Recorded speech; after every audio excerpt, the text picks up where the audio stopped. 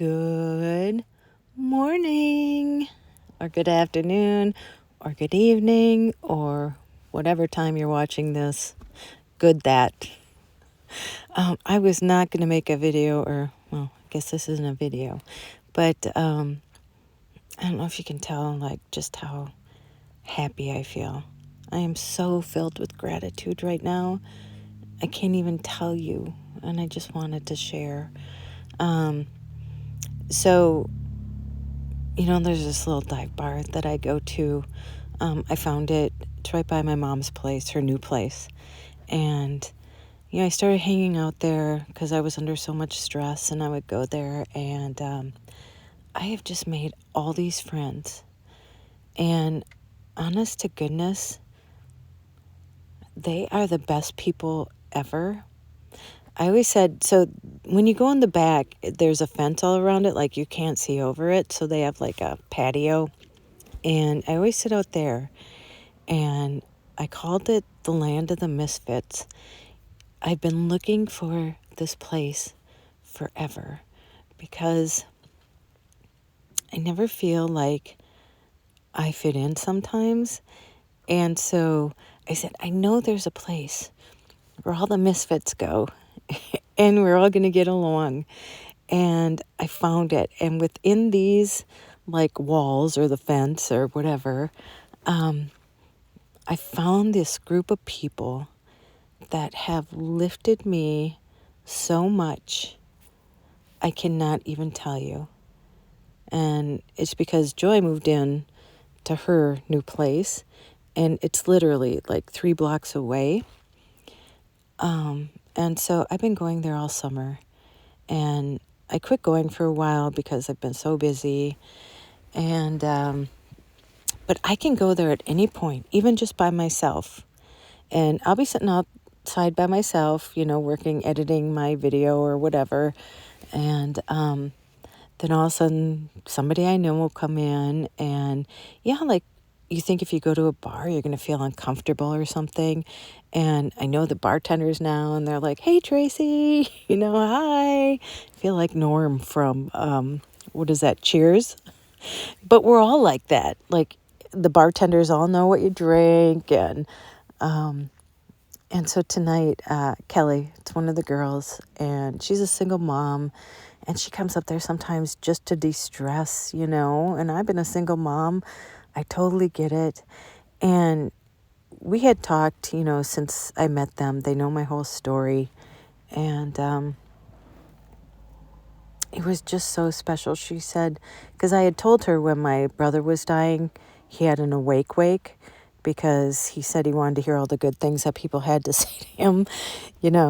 I mean, he didn't want to wait till after he died and then everybody says nice things about him. He wanted to hear all that stuff. And she said, she told us a while ago that her good friend's husband has cancer and he's dying. And tonight she came up and she goes, you know what, Tracey? I mean, it was after a while, and she goes, I want to tell you. She goes, I told my girlfriend, Becky, about your brother and about what he did. And she goes, and that's what they're going to do.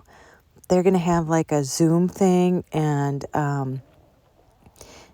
have people there and then Zoom people in, and to like have this great celebration of life before he dies, so that he can hear the good things that people have to say about him, and they can say their goodbyes, or tell him what they've wanted to tell him for a long time, or just lift him up before he goes. And that just lifted me. And then on top of that, I was talking about, she's like, well, when do you leave? And I said, well, I leave in October. And they always ask, how's your mom doing? And I said, she's fine. I go, her medication makes her tired and stuff like that. And there's a guy even before, his name is Billy, the one that gave me the $100 and I bought all the fanny packs. Even before tonight, he told me before, he goes, Tracey, if you can give me her address or whatever, he goes, I'll go take her out. And so tonight I was talking to Kelly, and she goes, Tracey, we'll take her out while you're gone. Any one of us would take her out and spend time with her, or just go over and visit her. You don't have to worry about that. We'll help. Just like, are you kidding? Like I said, not even the friends I've known since I was in high school, let alone some of my family, have lifted me up and offered to help me more than people I have just met. And like I said, I call it the land of the misfits because we're all there. We all tell each other everything. And I just met them this summer. And what I want you to know is that, how you don't feel like you have friends, like true friends, like friends that would do anything for you. They say, oh, call me if you need help. And you're like, yeah, okay. And then you do actually call when you do need help. And they're like, yeah, busy. Yeah, sorry, got something going on. But these people I know that I barely know, I know would truly follow through for me. And what I want you to know, and this was another thing, YouTube, you guys listening, you have lifted me up more. Why do you think I have the confidence that I have now? Like, when I got in the van and left, I let go of everything that I knew. And at that point, it wasn't scary. Because like I said, I was more afraid not to do it than to do it because of what I've been through. My family, my sister passing away. You all guys all know this. Brother-in-law passing away, all in hospice. My dad and my brother. And then my sister's in an assisted living home. And I knew I had to do it. And YouTube, I started it just to show my mom where I was going. And all of a sudden, after a week, people were following me. I had 58 followers, and I was already monetized after a week. That wasn't the plan. I didn't expect that to happen. And now it's not even a year later, and I know you can see the confidence I've gained. And it was from letting everything go, every preconceived notion about what I thought my life was supposed to be, about who I thought I had to stay friends with, about, putting up with things that, like in a job that I thought I had to. And in letting go of everything, I've gained everything. And when people reach out to me, I can't tell you the emails that I get. And I try to respond to all of them, but sometimes life just gets so busy that I can't respond to everyone. And I usually respond if you write first, but then sometimes I can't keep the conversation going just because I just have so much going on and I just can't respond to everybody. Plus the comments, I try to respond to the comments and stuff. But so many of you have said such beautiful things to me, like, one lady, her son, they were having a baby, and she said, I would always fly, but you've given me the confidence to take my Jeep and travel cross country to go see him instead. And, people who said, oh, you've given me the confidence to finally get in my van and do this and stuff. And listen, I'm not saying that from me, like I've done anything special. I'm just living my life and sharing it. And that's why I say I don't cultivate my life towards YouTube. Do you know what I mean? Towards what people want to see. You're just seeing my life and as it unfolds. And you guys have been so kind to me and my mom. And I see, like my mom tonight, when I went to see her, she was reading the comments. And I think, too, how much you have given her At 92, to be a YouTube star, listen, nobody wants to see me. Everybody wants to see Joy. And how the comments uplift her. And it has just been, I want to cry because I'm so filled with gratitude that just in sharing our lives and just like, me and my mom talking, just a regular conversation that, we would probably have anyway, and just putting it out there, that you feel like I felt tonight, that you're just part of the conversation. You're sitting there with us having a cup of coffee and laughing, and we're your friends, and it's somebody you trust and somebody who would uplift you. And that's how friends should be. That's how they should be. So I'm telling you, if anybody is making you feel less than, or weird about yourself, or if you can't tell somebody that you think is a friend your deepest secrets because you're afraid they'll judge you, it's time to cut the cord and let them go. Because in letting that go, you open your life to, I feel like that when I left, I never felt like I was losing anything. I felt like I was getting rid of all this dead weight, and it blew the doors open to now all these supportive people that have come into my life. And, you saw me traveling and hearing stories from people that I don't know that have confided in me and felt like they could trust me with their stories.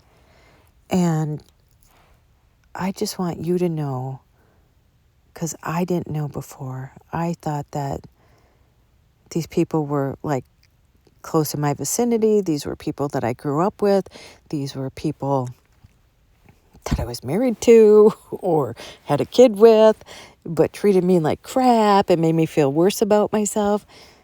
So I had a guy the other night at the bar, and he was like, boy, you're going to make some guy happy. You could make so many guys happy. I started laughing. I go, but here's the thing. I don't want to make a guy happy.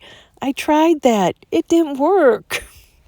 He told me he didn't love me and wished I wasn't the mother of his child. He called me a cunt, the other one. And it's like, I'm not trying to make anyone happy but myself and my daughter and the people I truly care about. And I don't wish any ill will on anyone. And you have to own your own shit, I'm not here to take care of you anymore. I've always been a fixer. I'm a fixer. I want everybody to be happy. But I've realized now I can't do that for anybody. And in letting go of that, I have found, I don't know if I want to say nirvana, but it's a big word. But for me, I have found, I know the word, I found peace. And I want to say happiness, but here's the thing too. Happiness is just a feeling. You don't strive for happiness because there's no way we could be happy all the time. So don't strive for happiness. Every emotion that you have is you expressing yourself. And if somebody won't listen to that, then they shouldn't be in your life. Because you can't be happy all the time. Not possible. We're meant to have all these emotions.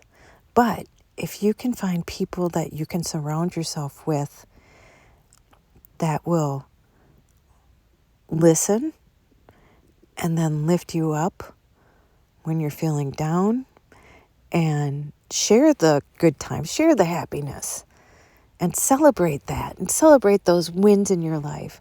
Have you ever gotten a promotion or something, you tell someone and you don't get the response that you're expecting, like, yay, high fives, go for it, yeah, woo, then they shouldn't be around. And here's the thing. it's on them, because wherever they are, a lot of times people are jealous when other people move forward, and it drags you down. And so that person has to figure that part out of themselves for themselves. And so you just don't share with those people. You go to the ones that are going to high five you, say, let's go out to dinner to celebrate. Say, you know, you did it, and congratulate you and be happy, truly, truly, truly happy for you. But yeah, I just realized tonight, especially after I had shared that, and I shared that so long ago. I shared that with them probably when I first met them, when, I was saying why I was there, and, with my mom and everything that was going on at that time, and, what I had been through. And that somebody took that, and that's the legacy also of my brother, that he did that, and I shared that with somebody, and then they shared it with somebody, and now somebody else who's dying can experience that themselves, that never thought about that. We should be celebrated before we die, not after we die. And that's it. And life is so short. And I hope you surround yourself with people that celebrate you. And that's it. And I'm so filled with gratitude. And I want to thank you for following me, for being with me, even if this is the first thing you've listened to. I've always only wanted to help people. And YouTube, for all the ups and downs, has given me a place to share my life. And just in sharing my life, something that I'm doing anyway or would do anyway, that has lifted people up just by me and my mom just being ourselves. All you have to be is yourself. You shouldn't have to try and be anybody else to please anybody else. And that's why I have that tattoo on my arm that says, "The eyes of others are prisons, their thoughts are cages," because we're always so worried about what anyone else would think about us. And so we curate our lives to fit in some box. And I'm telling you, you need to bust out of that box. And even if you lose everyone, it opens the door for all the really great people to come into your life. And you're just going to have to trust me on this, because I'm living it right now. Never in my life would I have thought that I would be surrounded by so many caring, loving people, like I said, that I barely know, but that would go to bat for me at any time. Even people I've known for 50 years wouldn't go to bat for me. So that's it. That's all. I just want to thank you. Filled with gratitude. My heart is full tonight, and I just wanted to share. So it's out of the blue, this one, but I'm just going to post this after I'm done. So, okay, you know what to do. Go out and make an adventure, no matter how big or how small. You don't have to sell everything and move into a van. I did that, and I am living my best life, but you don't have to do that to live your best life. You don't. You just have to take baby steps, okay? Just a little bit at a time. Go call someone you love. And as Joyce says, tell them that you love them. And don't you dare